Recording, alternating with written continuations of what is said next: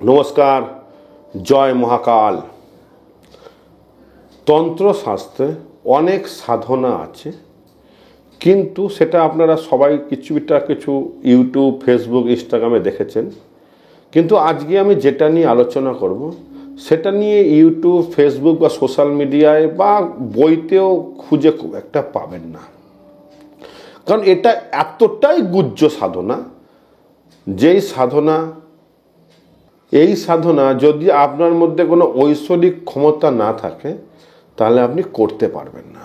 কারণ এতটাই গুহ্য ক্ষমতা এই সাধনাতে লাগে, এবং গুরুদেবের প্রপার গাইডলাইন এবং তার প্রপার মন্ত্র এবং সাধনা পদ্ধতি যদি আপনাকে না শেখায় তাহলে এটা পারবেন না।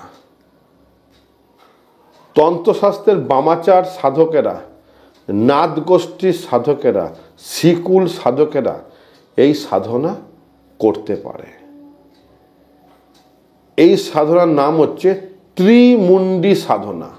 আপনারা সবাই জানেন পঞ্চমুণ্ডী সাধনা সম্পর্কে, কিন্তু ত্রিমুণ্ডী সাধনা সম্পর্কে খুব একটা কেউ জানে না। তারা ভাবে ত্রিমুণ্ডী সাধনাটা আসলে কি, পঞ্চমুণ্ডী মানে বিশাল ব্যাপার। আসলে সেটা সম্পূর্ণ ভুল। পঞ্চমুণ্ডী সাধনার থেকে অনেক উপর লেভেলে আছে ত্রিমুণ্ডীর সাধনা। কারণ ত্রিমুণ্ডীর সাধনা আপনি যদি পেট সিদ্ধ না হন তাহলে আপনি করতে পারবেন না। এবং এই সাধনায় বসতে গেলে আপনাকে কোনো বন্ধন নিয়ে বসতে পারবেন না, সম্পূর্ণ শরীরটাকে খুলে আপনাকে বসতে হবে। এবং এই সাধনা করতে গেলে আপনাকে সবার আগে একটি নির্জন শ্মশানের খুঁজতে হবে, না হলে কোনো নির্জন জঙ্গল খুঁজতে হবে যেখানে কোনো মানুষের আনাগোনা নেই।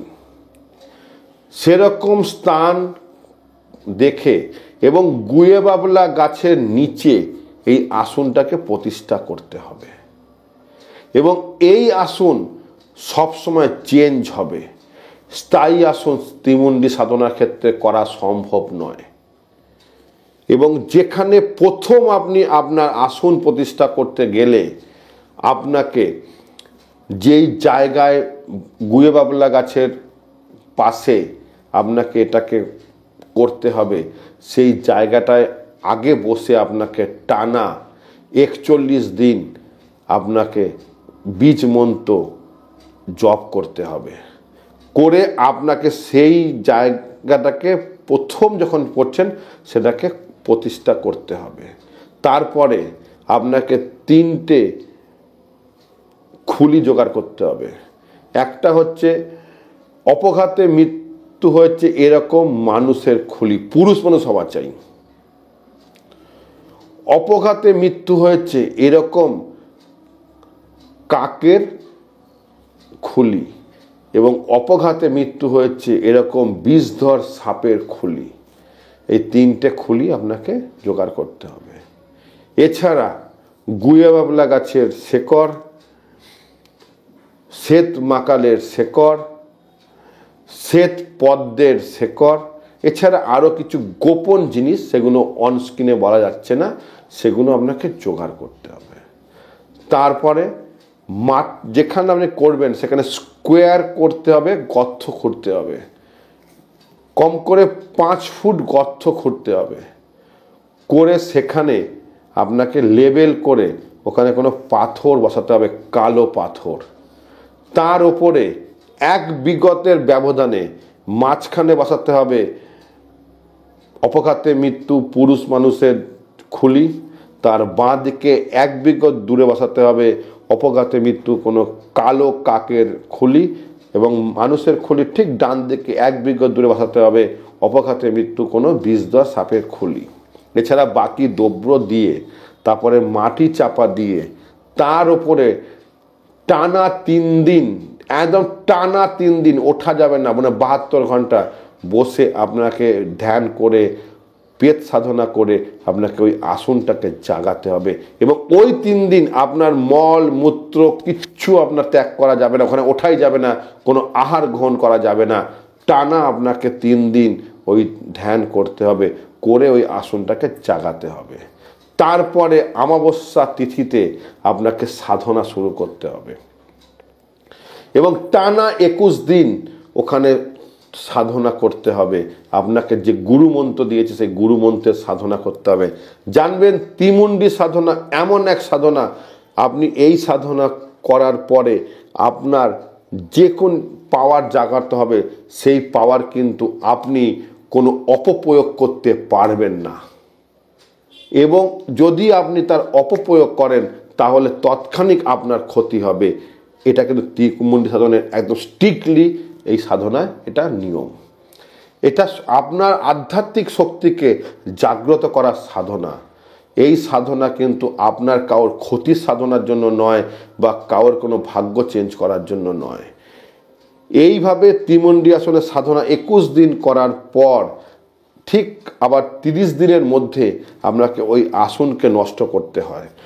ওই খুলি 3টেকে তুলে নিতে হবে, তুলে নিয়ে সেই খুলিটাকে আপনাকে আবার অন্য জায়গায় গিয়ে সেটাকে প্রতিষ্ঠা করতে হবে। তার আগে খুলিকে জাগানোর জন্য আপনাকে কি করতে হবে, প্রথম যে খুলি আছে সেই খুলিটাকে আসনকে জাগ্রত করার আগে তাকে 7 দিন জাগাতে হয় এবং নানান মিশ্রণ দিয়ে তাকে খাওয়াতে হয়, মানে তার নামে উৎসর্গ করতে হয়। ওই 7 দিন ওটা জাগানোর পর তারপরে দ্বিতীয় খুলিটাকে আপনাকে সেইভাবে 7 দিন জাগাতে হবে, তারপর তৃতীয় খুলিকে জাগাতে হবে, তারপরে আপনার প্রথম আসন প্রতিষ্ঠা হবে। কিন্তু 30 দিন পর যখন আপনি আসন আবার আর একটা নির্জন স্থানে গিয়ে করতে হবে, কিন্তু একই জায়গায় কিন্তু ত্রিমুণ্ডী আসন রাখা যায় না।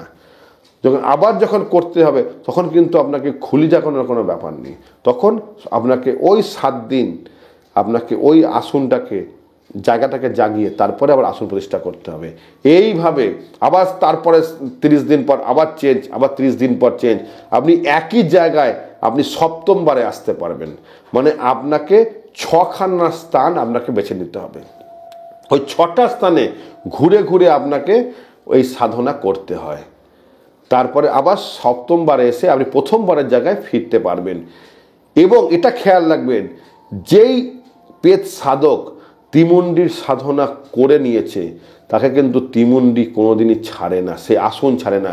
যদি তার মৃত্যুও হয় তার আত্মাও কিন্তু ওখানে থেকে যায়, যতক্ষণ না তার কোনো শিষ্য ওই জায়গায় নিচ্ছে তত কিন্তু সে মুক্তি পায় না। এটাই হচ্ছে পেত সাধনার একটা ভয়ঙ্কর রূপ, ত্রিমুণ্ডী সাধনার ভয়ঙ্কর রূপ।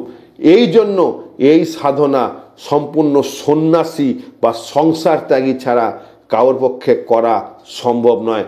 কারণ এই সাধনা এতটাই আপনাকে জাগতিক শক্তি দেবে বা আপনাকে আধ্যাত্মিক শক্তি দেবে, যেটা কিন্তু অন্য সাধনার ক্ষেত্রে এটা সম্ভব হয় না। ওই জন্য দেখবেন কোনো ত্রিমুণ্ডীর আসন কিন্তু দেখা যায় না, কোনো শক্তিপীঠে ত্রিমুণ্ডীর আসন আপনি পাবেন না, সব পঞ্চমুণ্ডীর আসন পাবেন। কারণ ত্রিমুণ্ডীর আসন এক জায়গায় স্থায়িত্ব নেই, কারণ একে ঘুরে ঘুরে এর সাধনা করতে হয় এবং যেই সাধক সাধনা করে সেই সাধক এর সঙ্গে ওতপ্রোতভাবে জড়িত হয়ে যায়, এই সাধনা থেকে সে বেরোতে পারে না। ত্রিমুণ্ডী সাধনা এতটাই গুহ্য, এটা কিন্তু সম্পূর্ণ আধ্যাত্মিক শক্তি না থাকলে এবং সঠিক গুরু না থাকলে কোনোদিন করা যায় না। যদি এই সম্বন্ধে আরও কিছু জানতে চান সরাসরি আমাকে ফোন করবেন। ভালো থাকবেন। জয় মহাকাল।